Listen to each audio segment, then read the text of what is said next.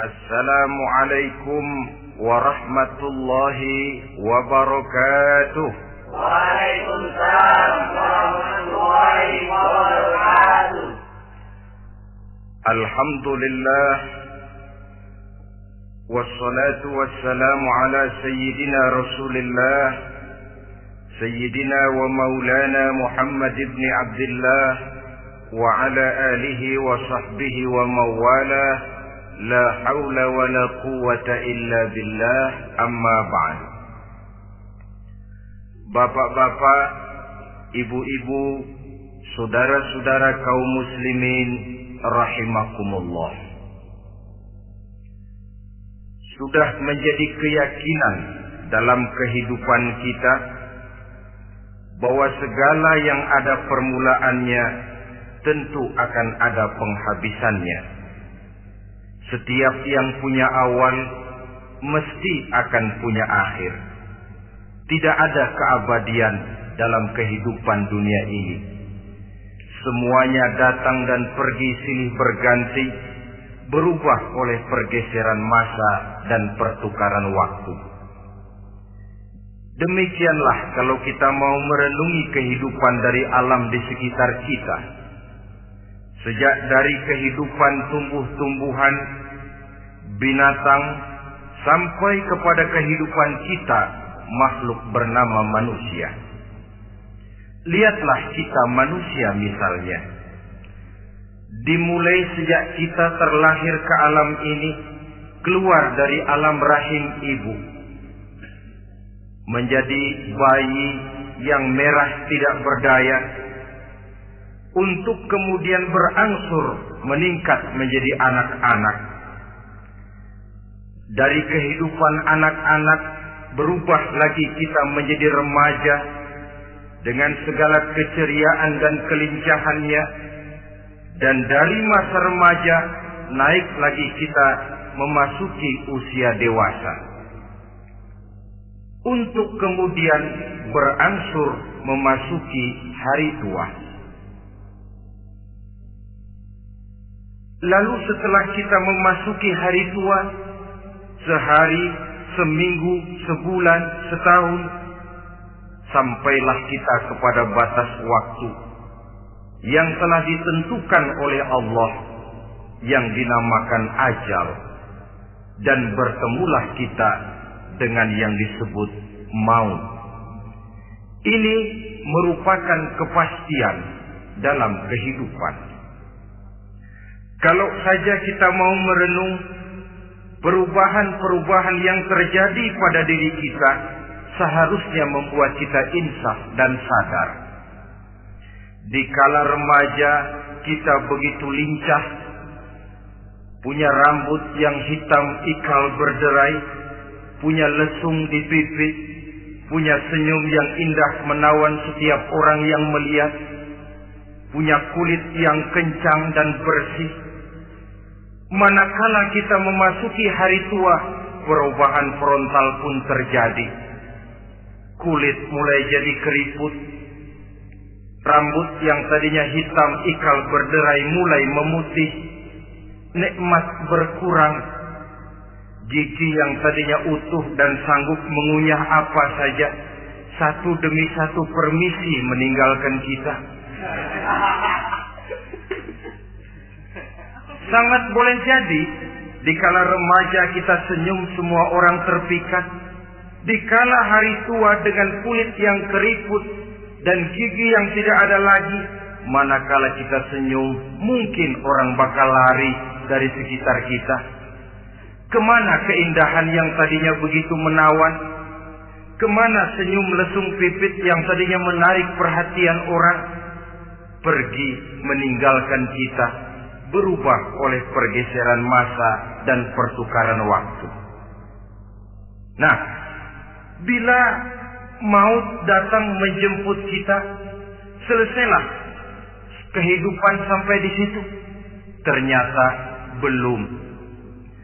Kalau lahir merupakan perpindahan hidup dari alam rahim ke alam dunia, maka mati hakikatnya merupakan perpindahan hidup dari alam dunia ini ke alam kehidupan yang berikutnya yang dinamakan dengan alam barzakh. Andai kata hidup cuma sekali, secara moral kita sanggup berkata, alangkah tidak adilnya Tuhan. Kenapa? Dalam kehidupan ini kan aneka ragam terjadi. Ada orang yang zalim, ada orang yang dizolimi. Ada orang yang membunuh, ada orang yang terbunuh. Ada orang yang kaya, ada orang yang miskin. Ada orang yang jujur, ada orang yang menghalalkan segala cara. Sehingga banyak ketidakadilan yang terlepas daripada pengadilan dunia. Lalu orang pun bilang, di dunia ini katanya banyak pengadilan tapi sulit keadilan. Di dunia ini mudah mencari pengadilan tapi sulit untuk mencari ketidakadilan. Andai kata hidup cuma sekali, tidak akan ada hidup sesudah hidup yang sekarang ini. Bagaimanakah nasib mereka yang lepas dari pengadilan dunia ini? Alangkah tidak adilnya Allah, andai kata tidak ada kehidupan sesudah hidup yang sekarang. Tentulah akan terjadi di mana orang menghalalkan segala macam cara untuk mencapai tujuan. Yang penting kan saya kaya, yang penting kan saya punya jabatan dan kedudukan tinggi. Kalau perlu jilat atas, jilat atas. Kalau perlu sikut kiri kanan, sikut kiri kanan. Kalau perlu injak bawah, injak yang bawah. Ini prinsip daripada orang-orang komunis. Dan pantas karena mereka tidak percaya kepada kiamat. Pantas karena mereka tidak percaya akan adanya kehidupan sesudah hidup yang sekarang ini. Maka saya menghimbau kepada seluruhnya, kita sudah kadung menyepakati negara ini berdasarkan Pancasila. Kita sudah kadung konsensus bahwa PKI dengan seluruh ajarannya tidak punya hak hidup di bumi Pancasila yang kita cintai ini. Maka salah satu ajaran PKI tujuan menghalalkan cara. Kita orang Indonesia yang berbudi pekerti luhur, yang punya nilai budaya tinggi, janganlah sampai mencaci PKI, membubarkan PKI, mengutukkan PKI, tapi dalam kehidupan sehari-hari prakteknya prinsip komunis kita pakai. Apa itu? Tujuan menghalalkan cara. Asal sudah tujuan tercapai, cara apapun saja halal. Itu pandangan hidup orang yang tidak percaya kepada adanya hari akhirat. Sebagai muslim yang yakin akhirat ada, kiamat pasti akan datang. Hidup tidak cuma sekali. Maka kalau kita zalim, kalau kita berbuat aniaya, kalau kita melakukan korupsi, kalau kita merugikan orang lain, boleh jadi kita terlepas daripada pengadilan dunia. Tapi ingatlah, kita tidak akan pernah lepas dari pengadilan Allah. Pengadilan Qadhi Rabbul Jalil, di mana kita akan diadili dengan seadil-adilnya. Dan tidak satu perbuatan yang bersifat salah, yang bagaimanapun kecilnya, yang akan lepas dari pengadilan di akhirat itu nanti. Pantas saja kalau satu hari malaikat Jibril datang menasihati Rasulullah sallallahu alaihi wasallam. Yang artinya juga menasihati kita semua. Apa kata malaikat Jibril kepada baginda Nabi? Ya Muhammad, ish ma syi'ta wa innaka mayyitun. Hai Muhammad, hiduplah semau kamu, tapi jangan lupa kamu pasti akan mati. Kalau memang dilarang tidak terlarang, dicegah tidak tercegah, kamu mau melaksanakan hidup menurut maumu sendiri, persilahkan, hiduplah menurut mau dan gayamu. Tapi jangan lupa, fa innaka mayyitun, satu saat kau pasti bakal mati. Dan mati itu bukan akhir dari segalanya. Dia babak baru bagi kehidupan selanjutnya. Silakan hidup menurut maumu, tapi jangan lupa kau pasti akan mati. Wa'mal ma syi'ta fa innaka majziyun bih. Kerjakan apa saja yang kamu mau.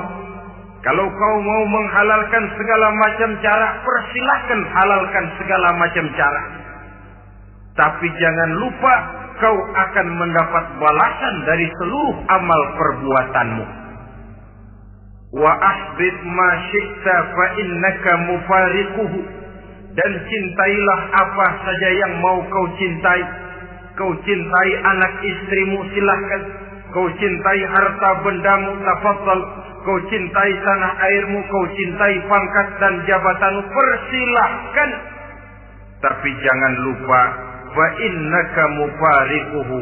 Kau pasti akan berpisah dan akan meninggalkan segala yang kau cintai itu. Apa artinya ini buat kita? Ternyata sesudah maut datang menjemput kita, ada kehidupan sesudah hidup yang sekarang ini. Ini yang mendorong kita untuk dalam kehidupan di dunia ini tidak melakukan prinsip saenake dhewe, semaunya sendiri saja, asal perut kenyang, asal pangkat tinggi, asal harta dapat. Masa bodoh dengan merugikan orang lain, masa bodoh dengan menipu orang lain. Iku jenenge saenake dhewe. Muslim tidak diajarkan. Ingat manusia, setelah kau mati, setelah kiamat datang, kau akan dibangkitkan, kau akan dimintakan pertanggungan jawab tentang kehidupan yang sekarang ini. Saudara hadirin, oleh sebab itu kalau kita bicara soal kiamat, soal akhirat, ini memang masalah yang gaib, yang sepenuhnya tidak bisa dicernakan dengan kemampuan penalaran intelektual. Dasar di dalam membicarakan ini tidak lain adalah iman kita kepada Allah Subhanahu wa ta'ala. Bukan cuma zaman sekarang, dari zamannya Nabi. Orang itu kalau sudah bicara kiamat, bicara akhirat, ada yang ragu-ragu, ada yang menolak sama sekali. Bukan dari zaman sekarang, dari zaman dulu. Pernah kok satu saat Rasulullah itu dakwah menceritakan, saudara-saudara, akan terjadi kiamat di mana Allah akan membangkitkan manusia dari kuburnya untuk memintakan pertanggungan jawab. Ini dalam dakwahnya Nabi pidato macam itu. Apa reaksi orang? Yang beriman ya mantap, tapi yang tidak beriman, bajingan-bajingan Quraisy ini, mereka bertepuk tangan, mengejek, mencaci.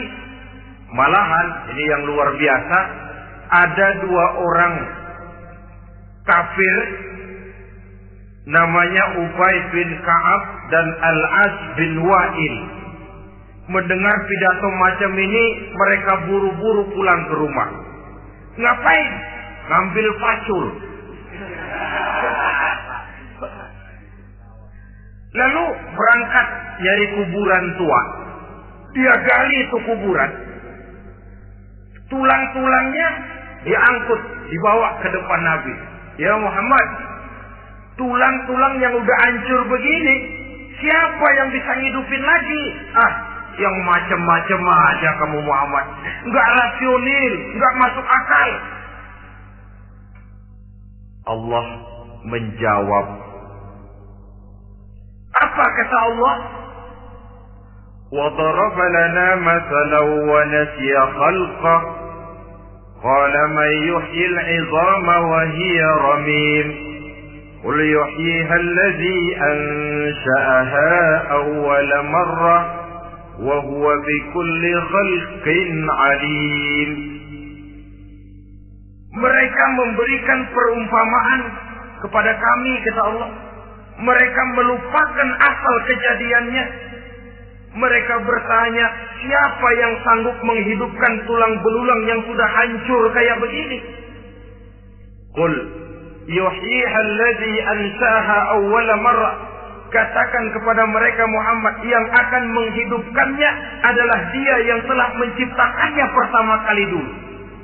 Kalau Dia sanggup menciptakan, Dia tentu lebih sanggup lagi untuk mengembalikan reproduksi ciptaan itu sebagaimana semula.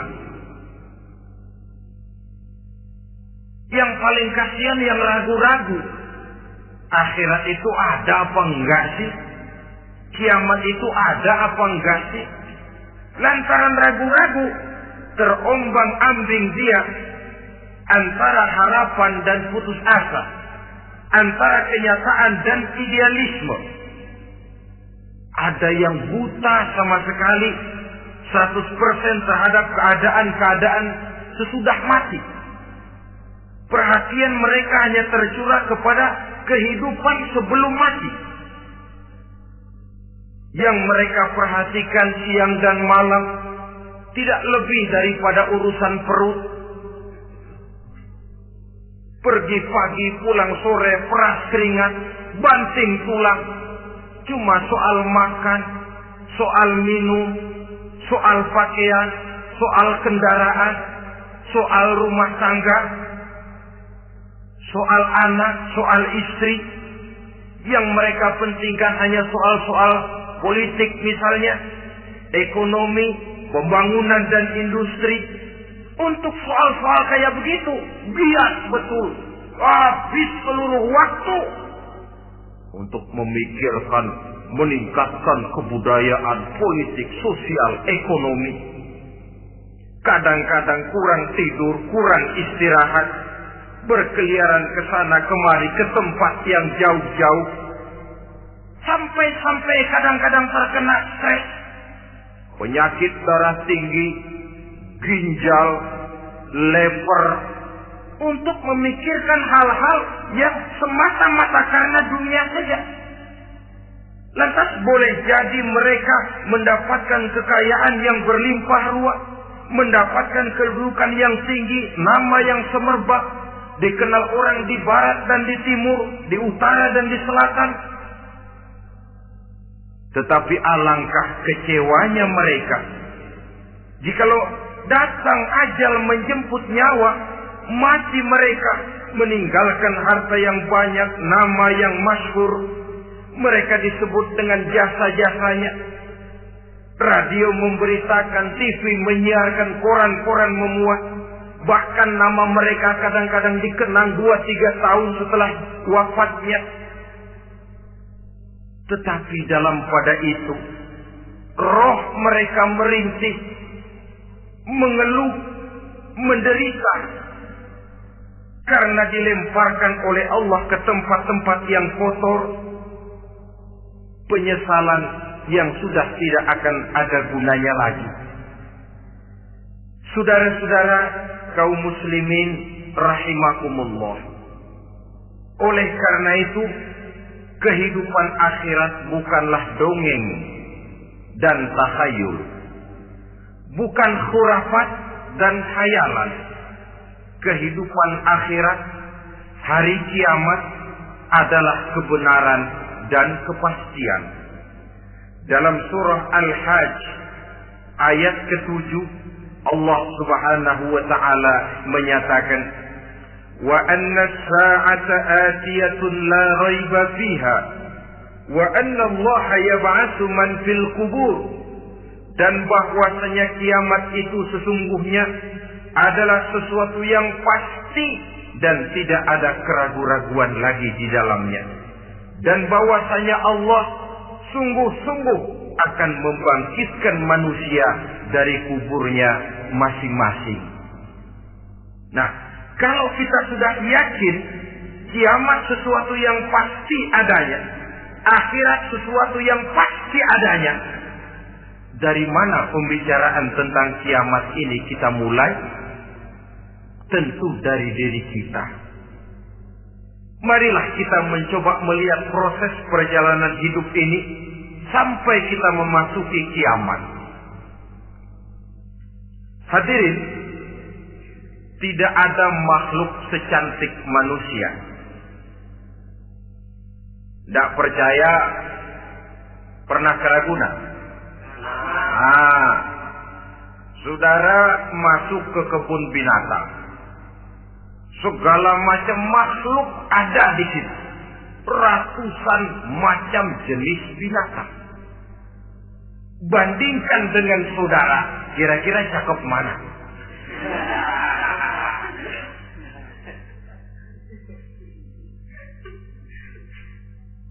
Dari seluruh makhluk yang diciptakan Allah itu, manusia fi ahsani taqwim, dalam bentuk yang paling sempurna, sejak susunan biologis sampai kemampuan berpikir. Biologis kita ya Allah, diciptakan kita begini rupa. Diberikan 2 kaki untuk berjalan, 2 tangan untuk bekerja. Diberikan 2 mata, dua-duanya di depan. Pernah saudara mikir kalau mata kita yang satu di depan, yang satu di belakang? Rasanya nggak laku kacamata.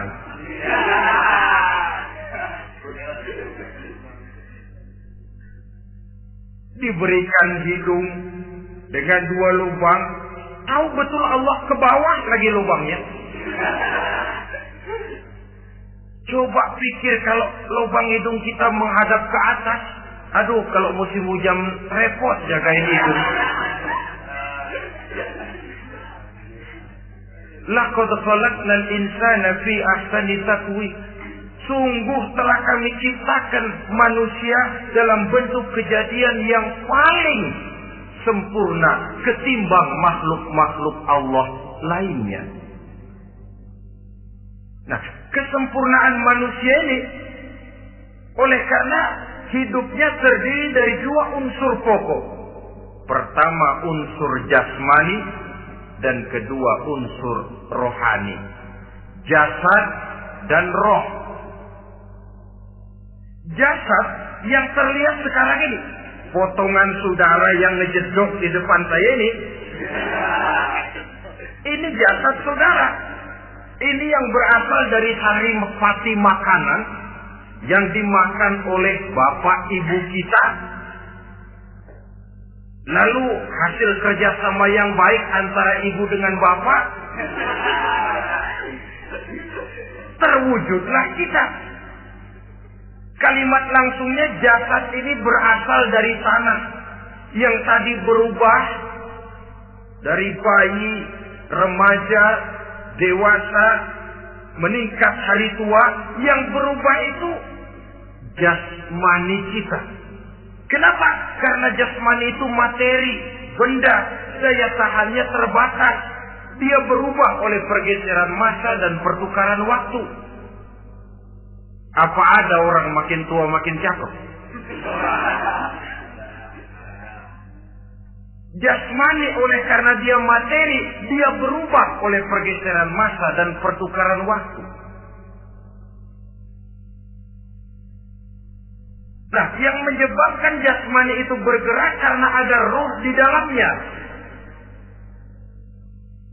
Ini yang menyebabkan kehidupan. Ini yang menjadi sumber kehidupan, pusat kesadaran dan pengertian dalam kehidupan manusia. Tanpa roh dalam diri kita, maka jasad kita pernah lihat orang mati. Itu kalau orang mati, coba perhatikan. Apanya yang kurang? Kupingnya masih ada, tapi sudah tidak sanggup mendengar. Matanya masih lengkap, tapi tidak mampu melihat. Jangankan melihat, terbuka saja tidak. Mulutnya masih ada, tapi sudah tidak bicara lagi. Telinganya cukup, tapi sudah tidak sanggup mendengar. Kakinya lengkap, tapi tidak mampu lagi berjalan. Apa penyebabnya itu? Ternyata jasmani kita, jasad ini, manakala sudah ditinggalkan oleh roh, dia tidak akan bisa berdaya apa-apa. Tidak mampu berjalan, tidak pula berbuat, tidak pula bekerja apapun saja. Saudara-saudara, dua-duanya punya kebutuhan. Jasmani ada kebutuhannya, rohani pun ada kebutuhannya. Jasmani yang jelas perlu makan, perlu minum, perlu tidur, perlu pakaian, dan sebagainya. Nah, apabila saat berpisah datang, ajal sampai, berpisahlah roh dan jasad. Dan itulah yang dinamakan dengan maut. Jadi apa sih mati itu? Mati adalah berpisahnya roh dengan jasad. Sebab itu Islam sangat menganjurkan kita untuk banyak-banyak mengingat mati. Bagaimana caranya mengingat mati? Pertama, mati itu kan pasti. Kira-kira yang hadir di sini ada yang nggak mati nggak kira-kira? Semuanya bakal mati kan? Berani? Sekarang mau? Saudara, sebenarnya kalau kita merenung lebih jauh, orang itu tidak perlu takut mati. Walaupun tidak boleh terlalu berani menghadapi mati. Karena bagaimanapun takutnya kita kepada mati, toh dia pasti datang. Bagaimanapun beraninya kita mati, kalau belum ajal, dia tidak mati juga. Jadi Muslim itu kan harus berani menghadapi hidup dan tidak takut menghadapi mati. Mati adalah sesuatu yang pasti. Muslim dianjurkan banyak-banyak mengingat mati dalam kehidupan. Caranya bagaimana? Pertama, berziarah nengokin teman yang sakit. Ya? Suka nengokin teman yang sakit enggak? Oh, itu pahalanya kata Nabi. Menengok orang yang sedang sakit lebih afdal daripada sholat sunnah 1000 rakaat. Apa pernah saudara sembahyang sunnah sampai 1000 rakaat? Nengokin orang sakit pahalanya lebih afdal daripada itu. Kenapa menengoki orang sakit mengingatkan kita kepada mati? Iya ya, ini teman saya yang kemarin segar banget, bercanda sama saya, ketawa sama-sama, sekarang terbaring tidak berdaya. Hilang kemampuannya, hilang keceriaannya, sakit. Iya kalau sembuh, kalau ajal, iya sekarang giliran dia, kalau jatuh ke saya. Lalu menghibur teman dengan kata-kata yang enak, yang akan mendatangkan sugesti supaya dia cepat sembuh. Jangan nengokin orang sakit, jujur. Sakit apa lu? Perut. Emang temen gua kemarin sakit begini mati. Wah, itu orang bisa jadi shock lantaran etika kita tidak akan sampai ke sana. Menjenguk orang sakit akan mengingatkan kita kepada mati. Apalagi ziarah kubur. Ada yang orang tuanya sudah meninggal? Nah, kalau ada, ya tidak bisa tiap hari, sekurang-kurangnya seminggu sekali. Jumat pagi misalnya, ziarah kita ke kubur. Sehingga kalau kita masuk kubur kan ada etikanya. Assalamualaikum ya ahlal kubur wa inna insyaallahu bikum lahiqun. Hai penduduk kubur, keselamatan bagi kamu dan kami yang masih hidup sekarang ini insya Allah pasti bakal nyusul kamu. Iya, yang kemarin gagah benar sekarang terbaring tanpa daya. Ini unggukan kuburannya. Yang kemarin ada sekarang sudah tidak ada. Kemana dia? Kami satu saat pasti akan begini. Ingat mati. Lalu apalagi yang bisa membuat kita ingat kepada mati? Mengawal jenazah. Bukankah sangat dianjurkan oleh agama? Bahkan kalau bisa sejak mengurusnya, memandikannya, mengkafankannya, menyolatkannya untuk kemudian mengantarnya ke kubur. Hari ini saya antar dia ke kubur, besok boleh jadi saya yang diantar orang. Hari ini saya solatkan dia, besok boleh jadi saya yang disolatkan orang. Hari ini saya masukkan dia ke liang lahat, besok mungkin giliran saya dimasukkan orang ke liang lahat. Ingat mati, tumbuh kesadaran. Lalu daya positifnya dalam kehidupan apa? Nah, saudara-saudara hadirin, orang yang mengingat mati bukan lantas menjadi lemah dalam kehidupan, menjadi putus asa, sedikit semangat, terbentur kesulitan, mudah frustasi. Bukan itu tujuannya kita diperintah mengingat mati. Jelasnya Islam menganjurkan kita untuk mengingat mati guna maksud-maksud yang positif, supaya orang lalu sadar hidup ini cuma sebentar. Maka mumpung hidup, nah ini mumpung, tapi mumpung yang baik. Mumpung hidup, maka hidup yang singkat ini harus saya pergunakan dengan sebaik-baiknya, melakukan kebajikan yang sebanyak-banyaknya, menjauhkan rasa malas, menunggu keajaiban yang datang dari langit, berleha-leha, bermain-main, sementara maut kalau dia datang tidak pernah main-main. Pantas kalau seorang penyair bernama Syauqi memesankan, tazawwad bitaqwa fa innaka la tadri idza hanna al-lailu hal ta'ishu ila al-fajr, kam min sahihin mata min ghairi illatin wa kam min 'alilin 'asha hina min ad-dahri. Persiapkan dirimu dengan takwa, sebab kamu tidak tahu apabila malam datang kamu masih bisa hidup apa enggak besok pagi. Apa ada jaminan saudara yang kumpul di depan saya malam ini besok masih bisa hidup? Tidak. Ada jaminan? Tidak ada sama sekali. Kam min sahihin mata min ghairi illatin. Berapa banyak orang sehat mati enggak pakai sakit lagi. Sebabnya kadang-kadang ringan saja. Ada yang cuma jatuh di kamar mandi, mati. Ada yang cuma ketiban pensil.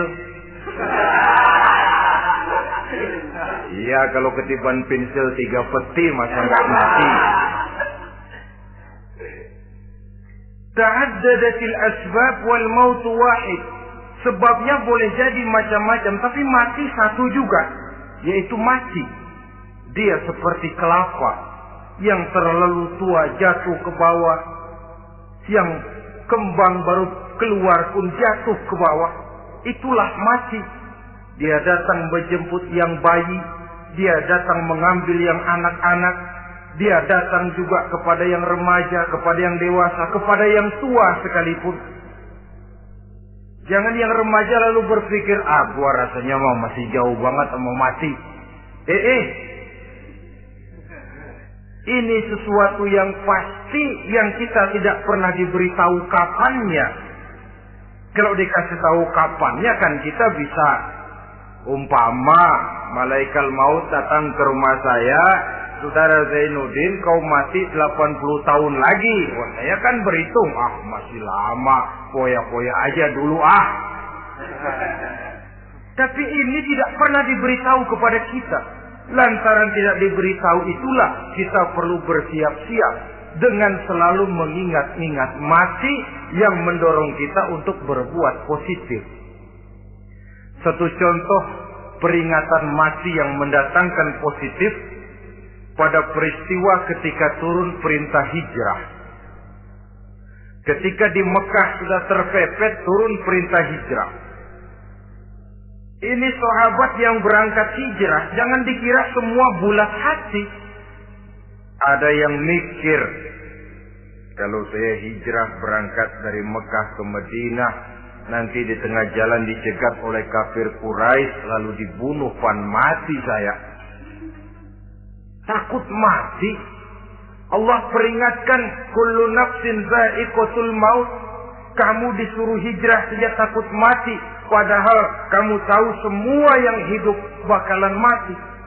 Diam saja di Mekah mati, hijrah ke Madinah pun akan mati. Mendengar ayat ini, Sayyidina Umar bin Khattab seperti dibakar semangatnya. Kalau sebagian sahabat hijrah sembunyi-sembunyi, beliau mau hijrah itu malah bajingan Quraisy dikumpulkan dekat Ka'bah. Pidato, ya ma'syara Quraisy, dedengkot Quraisy, dengerin. Besok pagi yang namanya Umar bin Khattab mau hijrah dari Makkah ke Madinah. Siapa yang kepengen kepalanya berpisah dengan badannya, persilahkan cegat Umar di jalanan. Besok dengan tenang dia berangkat hijrah, gak ada yang berani nyegat. Tuh Quraisy juga barangkali mikir, gua ngapain nyegat penyakit. Begitu ingat mati, timbul semangat juang, timbul semangat berbuat. Ini ingat mati yang positif, bukan yang melemahkan semangat. Dah jangan kerja rajin-rajin dah, lu bakalan mati. Ini ingat mati yang salah pasang. Ingat mati seharusnya mendorong manusia untuk berbuat lebih tekun. Allah memberikan peringatan, Qul innal mauta allazi tafiruna minhu fa innahu mulaqikum. Katakan, maut yang kamu akan melarikan diri daripadanya, yang kamu takuti benar dia pasti akan datang menjemput kamu. Saudara-saudara hadirin yang saya hormati, datangnya memang tidak kita harapkan yang namanya maut. Tapi sekali dia datang, tidak ada pintu tempat kita lari. Dia memang tidak pernah kita undang. Tapi sekali dia datang, mengetok pintu, kekuatan apa yang bisa menolak?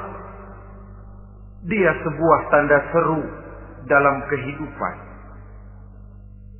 Apa yang menyebabkan orang takut mati?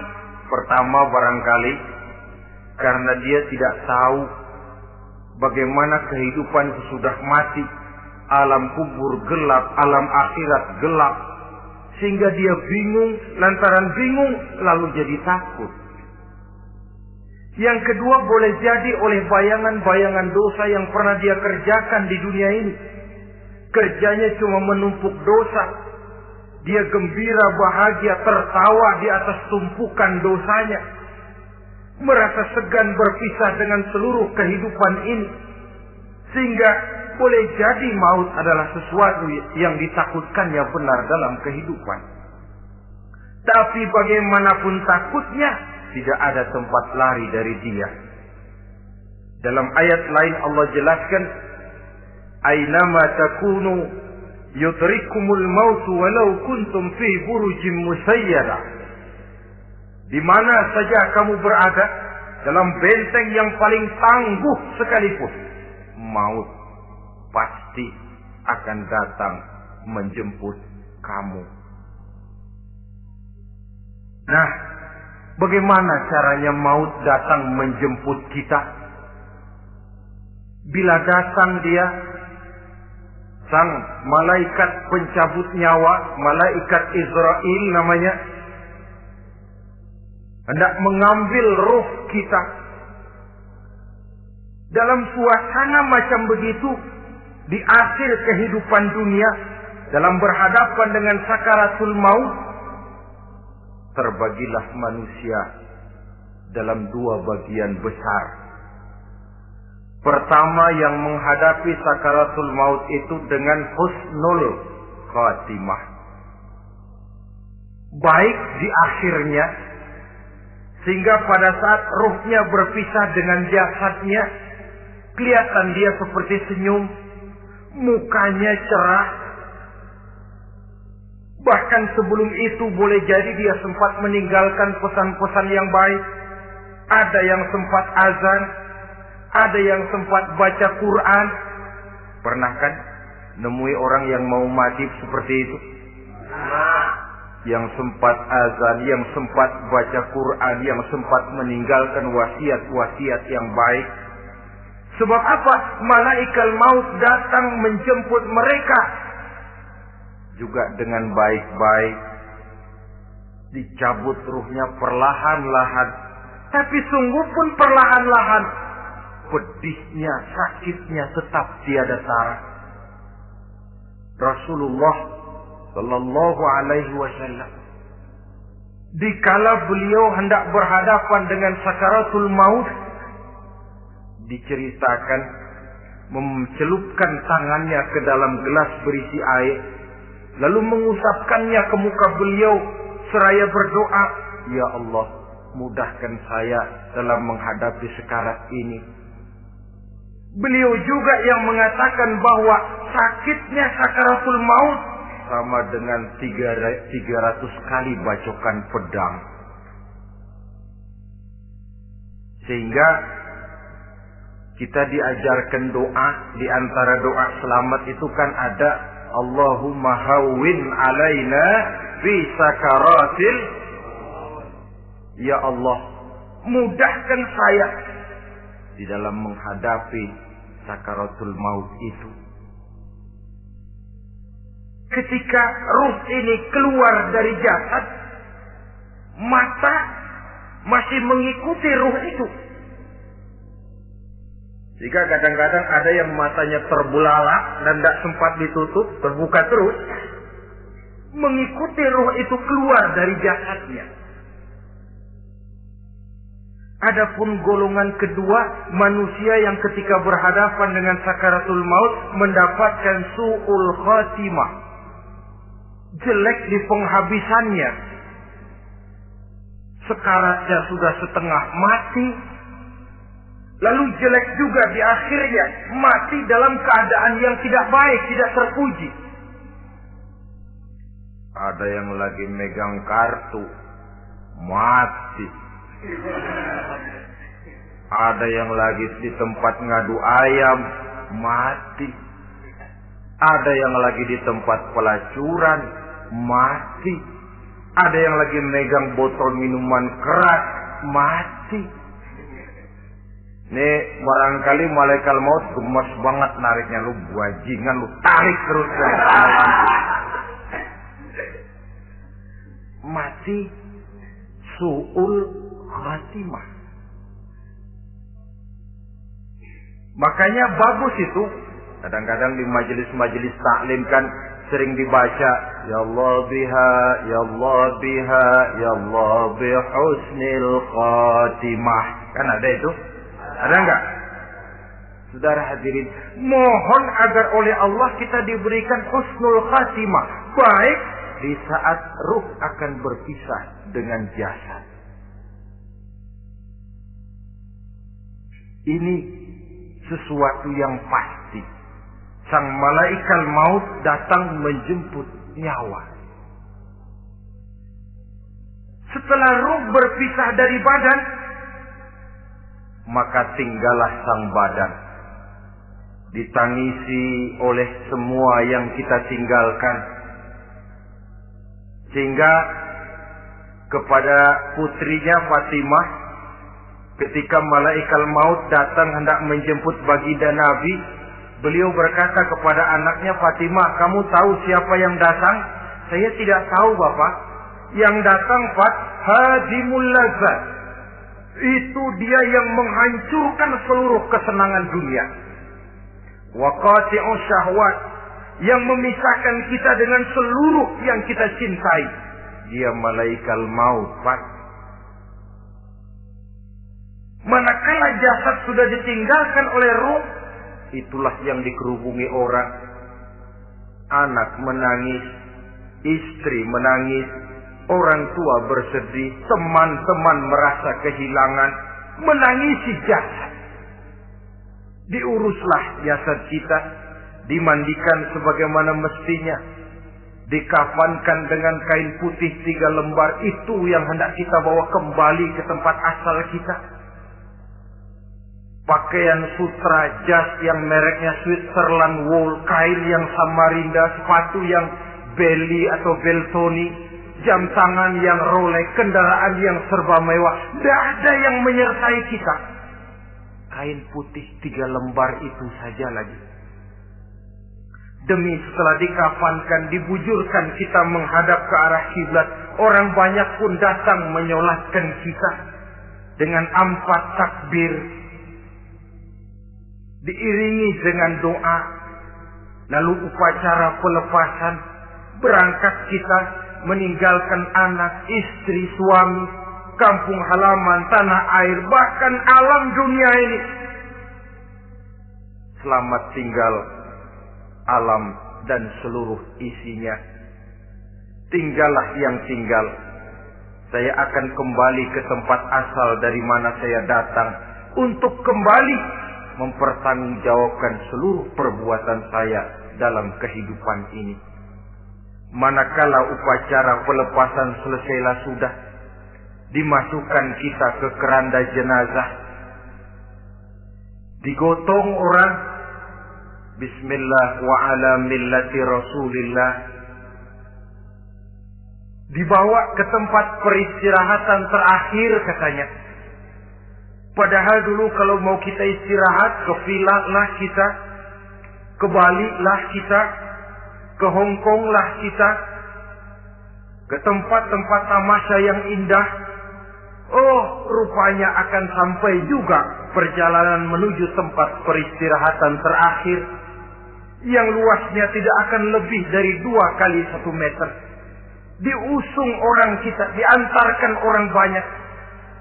Manakala sampai ke atas liang lahat, pengusung jenazah dibuka, diturunkan kita ke liang lahat, dibaringkan. Gumpalan tanah akan jadi bantal kita.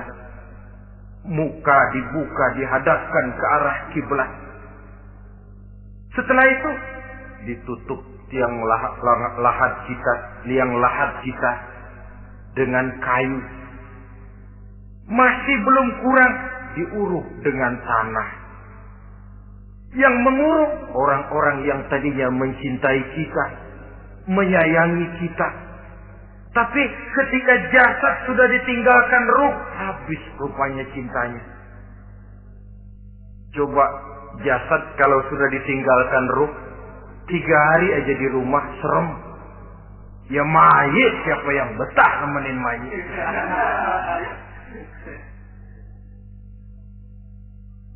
Lalu bila upacara pemakaman selesai, maka berusahalah semuanya. Para pengantar akan kembali ke rumahnya masing-masing. Maka masuk kita ke alam kehidupan, yaitu yang disebut alam barzakh atau alam kubur. Apa selesai hidup sampai di situ? Tidak. Hanya beberapa langkah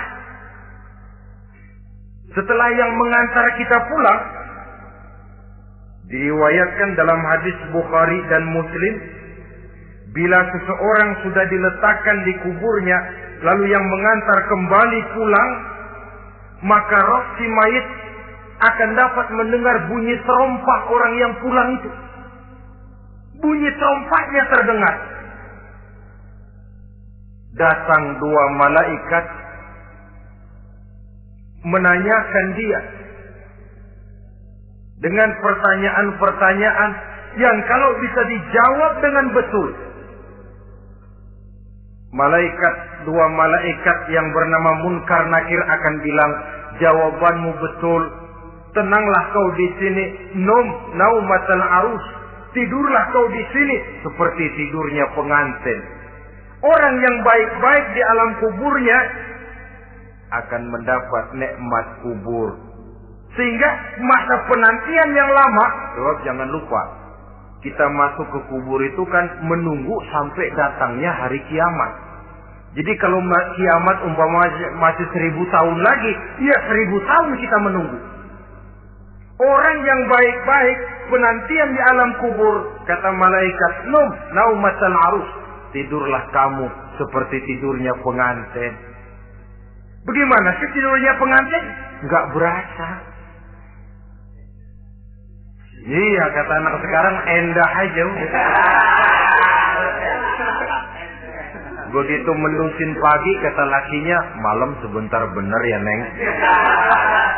Sebentar betul katanya malam. Ya tentu saja tidak terasa. Kenapa? Dia tidak pernah memikirkan waktu. Terbawa oleh kenikmatan dan kelezatan yang dirasakannya dalam kehidupan. Tapi orang kafir, orang yang dosanya bertumpuk, tidak sanggup menjawab pertanyaan dua orang malaikat, maka dia akan mendapat azab di alam kuburnya terus menerus siang dan malam sampai datangnya hari kiamat. Ibarat maling ayam ketangkep, belum masuk pengadilan udah dikebukin duluan. Kan begitu kan? Ada maling ayam nggak di sini? Nah, itu yang nyaut tadi pengalaman itu. Di sidang belum divonis, belum digebukin babak belur. Saudara hadirin, maka alam kubur bisa merupakan raudhatun min riyadil jannah. Taman di antara taman-taman surga pun juga bisa merupakan hufratun min hufarin niran, menjadi liang daripada neraka. Ada lagi riwayat yang dari Imam Muslim yang diperoleh dari Zaid bin Sabit. Zaid bin Sabit cerita, satu hari kami bersama Rasulullah sallallahu alaihi wasallam berada dalam kebun kepunyaan Bani Najjar. Rasulullah sedang duduk di atas keledai. Tiba-tiba entah bagaimana itu keledai terkejut, kaget, berontak, hampir Rasulullah jatuh. Rasulullah kemudian bertanya, rupanya di kebun itu ada kuburan tua, 5 atau 4 kuburan. Rasulullah lalu bertanya, saudara-saudara ada yang tahu nggak ini kuburan siapa? Nggak ada ya Rasulullah. Memang kenapa? Ini penghuni kuburnya lagi disiksa oleh Allah. Andai kata boleh saya mohon kepada Allah supaya kamu dengar seperti yang saya dengar, andai kata saja kamu kuat mendengarnya, saya pasti akan berdoa. Tapi sayang, saya yakin kamu pasti tidak akan kuat mendengar mereka mendapat azab di kuburnya. Hadis sahih riwayat Imam Muslim dari Zaid bin Sabit. Kehidupan di alam barzakh. Pak, iya kalau yang matinya dikuburin. Lah kalau yang matinya diceburin ke laut, dibakar, di medan perang hilang gak ketahuan kemana jenazahnya. Saudara, hilang kek, dikubur kek, di dalam lautan direndam kek, itu kan cuma logika kita. Menurut Allah tidak ada perbedaan orang mati dikubur di dasar lautan atau dibakar sampai jadi abu atau gugur di medan perang tidak ketemu jenazahnya. Entah mereka tetap masuk ke alam barzakh namanya.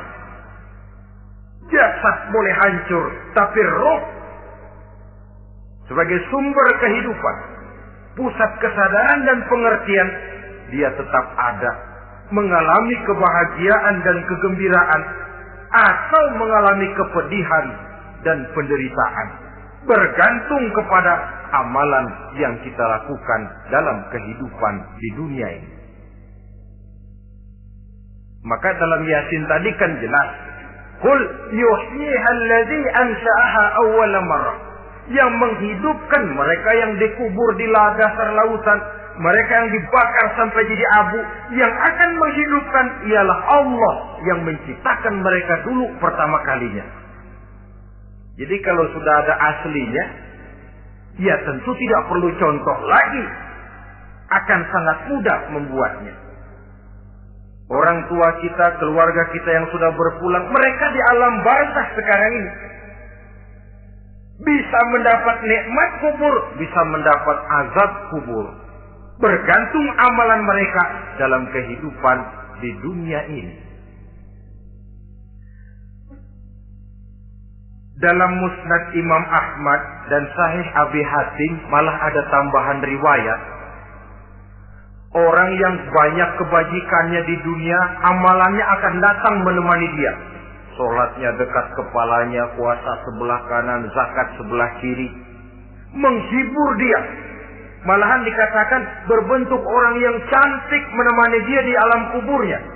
Aneh dia tanya, man anta lam ara fid dunya ajmal minka. Siapa kamu? Di dunia ini belum pernah saya melihat orang secantik kamu.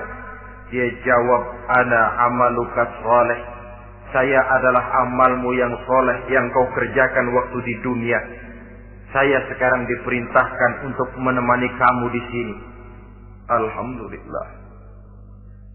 Sedangkan amalnya yang jahat akan datang dalam bentuk yang menyeramkan menemani dia di sana. Bayangin deh, di kuburan ditemenin yang serem-serem. Sama juga di dunia. Di dunia, kalau kita di tempat gelap ditemenin orang cakep, enak nggak? Wah, pengalaman. Tapi coba bayangin, sudah tempatnya gelap, yang nemenin jelek nggak ketulungan, gerah kita. Nah, saudara hadirin yang saya hormati, lalu bagaimana tempat arwah-arwah yang sudah kembali menghadap Allah yang disebut mustaqarrul arwah itu? Macam-macam tingkatannya sesuai dengan profesi dan amalannya waktu di dunia.